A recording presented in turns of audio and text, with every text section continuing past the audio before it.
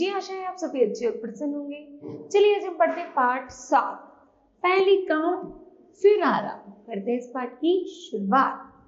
रजत school से आया तो उसे बहुत भूख लगी थी। हाथ मुंह धोकर वह खाना खाने बैठा, खाना खाया और सो गया। उठा तो याद आया आज तो कार्टून चैनल पर एक नई फिल्म देखने को मिलेगी। बस रजत झटपट टीवी खोलकर बैठ गया और कार्टून फिल्म देखने लगा। मम्मी बोली, अरे रजत, पहले होमवर्क कर लो, फिर मजे से टीवी देखना। शाम को पापा ग्रीन पार्क जाने के लिए भी कह रहे थे। मम्मी, मैं वहां से आकर होमवर्क कर लूंगा ना। अपना पसंदीदा सीरियल देखने के बाद रजत अभी बस्ता उठाकर बैठा ही था कि पड़ोस का आकाश आ गया। बोला, चलो रजत, कैरम खेलें। रजत बोला, हाँ चलो खेलते हैं। अब शाम हो गई थी।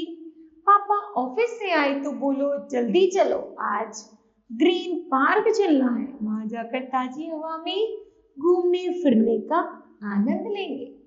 ग्रीन पार्क जाकर सचमुच रजत को बहुत अच्छा लगा। उसने ग्रीन पार्क के 3-4 चक्कर लगाए, फिर वह झूला झूलने में लग गया। अब धीरे धीरे रात हो गई। रजत को याद आया होमवर्क तो उसने किया ही नहीं। बोला, पापा जल्दी घर चलो ना, मुझे होमवर्क करना है।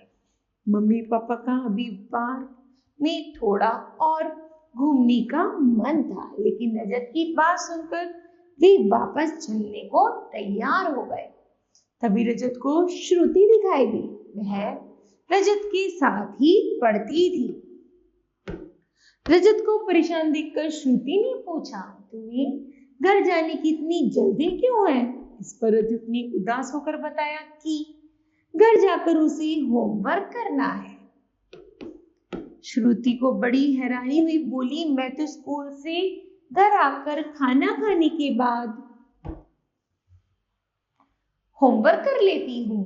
उसके बाद सारे दिन खेलूं कूदूं कुछ भी करूं, मुझे कोई चिंता नहीं होती। और हाँ, जानती हो, रोज रात को दादी से मैं एक कहानी भी सुनती हूँ।